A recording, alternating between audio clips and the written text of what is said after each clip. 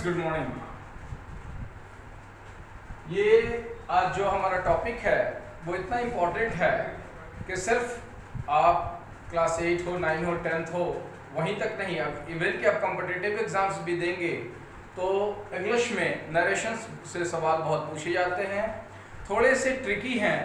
अगर आप इसके ठीक से तरीके को जान लेंगे तो कोई मुश्किल बात नहीं है, और अगर आप नहीं जान पाते तो ये आपके सिर्फ बोर्ड या स्कूल एग्जामिनेशंस तक ही सीमित नहीं है, ये आपके कॉम्पिटिटिव एग्जाम्स में भी आपको बहुत मुश्किल खड़े करते हैं। तो हम आज देखेंगे नरेशन। नरेशन यानी कि क्या है, कोई बहुत बड़ी बात नहीं है, क्योंकि लोग कंफ्यूज हो जाते हैं कि सेड है तो टोल्ड कहाँ लगाएं, इंटरोगेटिव के है तो आस्क्ड कहाँ लगाएं, और दूसरी बात कि जो हमारे इन्वर्टेड कॉमा वाले सेंटेंसेस होते हैं, दूसरे वाले लास्ट वाले, हाँ, उसकी टेंस में ग्रामेटिकली उसको उसका जो वर्ब है उसको कैसे कन्वर्ट करें, यही कुछ मुख्य बिंदु या हमारी परेशानियां होती हैं जिससे हम तकलीफ में आते हैं। खैर, आप सबसे पहले शुरुआत करेंगे नरेशन की। तो नरेशन है क्या? नरेशन क्या है?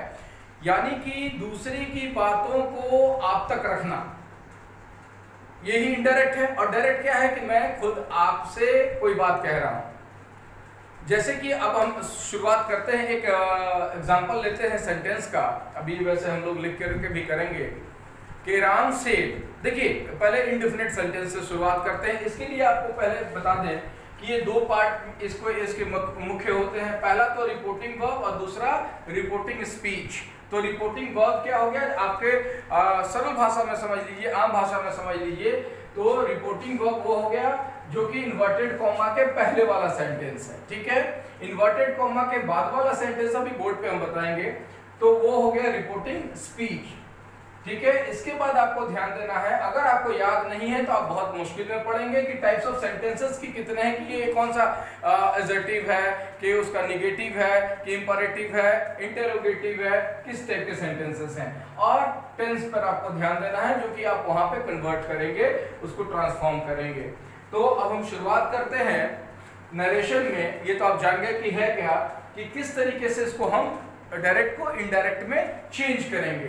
अभी हमने आपको कहा था, एक एग्जांपल अगर हम इंडेफिनिट सेंटेंस का लेते हैं तो वो प्रेजेंट भी हो सकता है और पास्ट भी हो सकता है, ठीक है।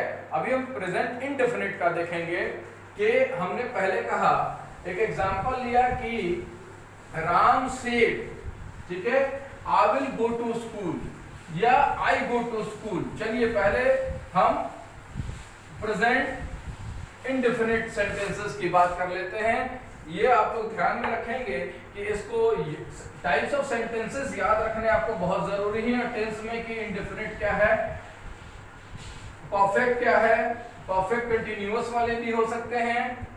तो हम पहले बात करते हैं कि अगर ये है कि राम सेड इन्वर्टेड कॉमा के I go to school, inverted comma close full stop, ये डायरेक्ट हो गया, ठीक है। कि राम कहता है कि मैं विद्यालय नहीं जाऊंगा, यही हुआ हिंदी इसकी। नहीं, गो टू स्कूल जाऊंगा। Sorry, Ram said I go to school, कि मैं विद्यालय जाऊंगा। अब इसका इनडायरेक्ट आपको करना है, तो यहाँ पे हम डायरेक्ट और यहाँ इनडायरेक्ट, ठीक है, इसको भी रब कर देते हैं। तो अगर हम इसको करते हैं तो क्या होगा कि राम सेड।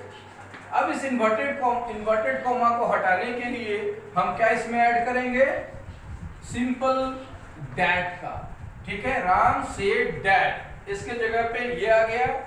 अब चूंकि डायरेक्ट बात कर रहे हैं हम, अब हम नरेटर हैं, ठीक है, दूसरे की बातों को रख रहे हैं, खुद नहीं कह रहे। उस स्थिति में हम क्या करेंगे कि अब अगर हम यहाँ पे ये कह देते हैं कि राम ने कहा कि मैं विद्यालय जाऊंगा, ठीक है, या मैं विद्यालय जाता हूं, ठीक है, तो ये तो फिर राम की बात तो रही नहीं, मेरी बात हो गई। अगर मैं कह रहा हूं तो मुझे तो कहना है कि राम ने कहा कि वह स्कूल जाता है या राम स्कूल जाता है, ठीक है। चूंकि हम यहाँ तो हमको राम की ही बात करनी है, क्योंकि हम राम के तरफ से बोल रहे हैं। अब आइए कि राम का प्रोनाउन क्या हो जाएगा। तो डैड, चूंकि राम लड़का है और सिंगुलर है, एक है, तो ये हो जाएगा ही। और अब ध्यान देने की बात है, जो मैंने सबसे लास्ट में टेंस को लिखा था, ये आपका जो वर्ब है, ये वर्ब का सेकंड फॉर्म हो जाएगा। तो क्या होता है वर्ब गो का? गो, वेंट, गॉन। तो सेकंड फॉर्म हमेशा लगता है, तो वेंट टू स्कूल। ठीक है। अब इससे हमको समझ में आ गई बात कि मैं तो बोल रहा हूं, लेकिन राम की बातों को बोल रहा हूं, राम के तरफ से बोल रहा हूं। यही डायरेक्ट है, सिंपल। कि उसका डायरेक्ट क्या है कि Ram say I go to school. Indirect Ram say that he went to school. ये इतना ही आपको ध्यान में रखना है, इतना ही आपको अपने जहन में बात रखनी है। बहुत कोई कठिन नहीं है, कोई टफ नहीं है। सिर्फ इसको जिसको सर्कल बनाया है, जैसे कि इन्वर्टेड कॉमा को सर्कल बनाया है, वहां पे आप दैट पुट करेंगे। और जो अब देखिए, इसके पहले भी मैंने बताया था, अगर इसको हम रब कर देते हैं, इसको रब कर देते हैं, तो इसको दो खंडों में अगर बांट देते हैं, तो ये आपका हो गया रिपोर्टिंग वर्ब। ये रिपोर्ट कर रहा है कि उसने कहा, कहना भी एक क्रिया है, तो उसने कोई बात कही, तो ये रिपोर्टिंग वर्ब। और ये हो गया रिपोर्टिंग स्पीच, यानी कि आप रिपोर्ट कर रहे हैं उसकी बातों को, आप स्पीच में, भाषण में, अपनी अभिव्यक्ति में बता रहे हैं। ये हो गया रिपोर्टिंग वर्ब और रिपोर्टिंग स्पीच। ठीक है। फिर से सेंटेंस को लिखते हैं, जो कि मैंने पहला कॉलम में पॉइंट फर्स्ट में लिखा था। अब आ जाइए, तो ये, और आपको ये देखना है कि सेंटेंस किसका है। तो ये इंडेफिनिट है। फिर से हम लोग इसका इनडायरेक्ट बनाएंगे कि राम सेड। ठीक है। अब ध्यान दीजिए, सर्कल बनाया था, आपको हमेशा बना करके जरूर नहीं रखना। इन्वर्टेड कॉमा के जगह पे ये हट जाएगा, दैट।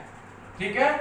अब आई तो आप हो गए, आप अब खुद की बात तो कर नहीं रहे, आप राम की बात कर रहे हैं। तो राम के जगह पे हम क्या लगाएंगे, क्योंकि राम पुरुष है और सिंगुलर है, ही। थर्ड पर्सन हो गया ही। अब उसके बाद आपको ध्यान देना है आपके वर्ब के टेंस पे। तो आपका वर्ब टेंस के किस फॉर्म में है? तो फर्स्ट फॉर्म में है, सेकंड लगा देंगे वेंट टू स्कूल। ये आपका डायरेक्ट इनडायरेक्ट परफेक्टली कंप्लीट है।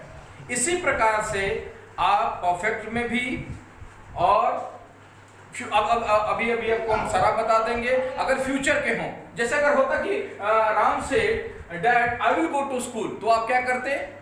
तो विल का क्या हो जाता है? आपको हमेशा एक चीज को जहन में रखना है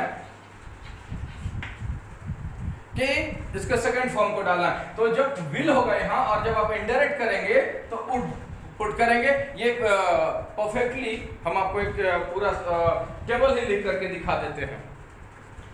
अच्छा। अब देखिए, एक चीज और है कि जब सब्जेक्ट के आपके फर्स्ट सेंटेंस में कोई ऑब्जेक्ट नहीं था, यहाँ पे ऑब्जेक्ट लग गया, जिसमें कि अगर आपको कंफ्यूजन हो सकता है, आप प्रश्न पूछ सकते हैं कि सर सेड के जगह पे, बहुत जगह पे हम लोगों ने टोल्ड देखा है, तो ये टोल्ड कहाँ पे लगाएंगे, और या डायरेक्टली सेड को सेड कहाँ रख देंगे? आपने पहले वाले सेंटेंस में एग्जाम्पल में देखा है कि राम सेड, ठीक है, आई गो टू स्कूल। आपने क्या कन्वर्ट किया था उसको? इनडायरेक्ट में क्या बनाया था कि Ram said that he go to school, यही था। अब देखिए, लेकिन वहां पे सिर्फ सब्जेक्ट था, कोई ऑब्जेक्ट नहीं था। लेकिन जब राम सेड टू मी, ठीक है, सॉरी टू मी, जब राम ने मुझसे बात कही कि वह स्कूल जाता है, तो ये अब यहाँ ऑब्जेक्ट मैं खुद हो गया।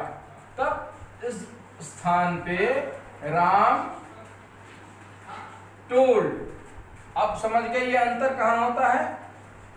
कि पहले वाले में कोई ऑब्जेक्ट नहीं था, वो डायरेक्ट था, तो सेड का सेड लगा दिए थे। लेकिन to me, to you, to teacher, to others जब बातें आ जाएंगी तो वहां पे हम सेड की जगह पे टोल्ड पुट करेंगे, अदरवाइज सेड सेड ही हो जाएगा अगर ये ना हो तो। और ये हो तो इस सेड को हम टोल्ड कर देंगे और फिर वही चीजें हो जाएंगी दैट। अब चूंकि बात तो अभी भी राम के लिए ही हो रही है, भले मुझसे उसने कही थी बात और उस समय उसने मेरी बात मुझसे कही थी, ये डायरेक्टली कंफर्म नहीं था सेंटेंस में, इसीलिए सेड को सेड कर दिया गया था। यहाँ पे क्या है कि सब्जेक्ट ने ऑब्जेक्ट से कहा खुद के बारे में, गौर से सुनिएगा, सब्जेक्ट ने ऑब्जेक्ट से कहा खुद के बारे में, तो इसलिए हम इसको टोल्ड कर देंगे क्योंकि मुझसे बात कही थी, ठीक है। तो टेल का टोल्ड, ठीक है, से का सेड था टोल्ड, इसीलिए डैड। अब चूंकि बात तो अभी भी राम के विषय में ही हो रही है तो ही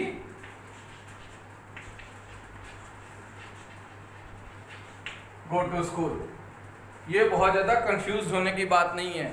इसी प्रकार से आप इंटरोगेटिव सेंटेंसेस होंगे तो वहां पे कैसे आप आस्क लगाएंगे, क्या आप रिक्वेस्टेड लगाएंगे, ये सब भी आपको बताते हैं। फिलहाल 8-10 आपको हम क्वेश्चंस देते हैं प्रैक्टिस के लिए, इसके बाद आगे बढ़ेंगे।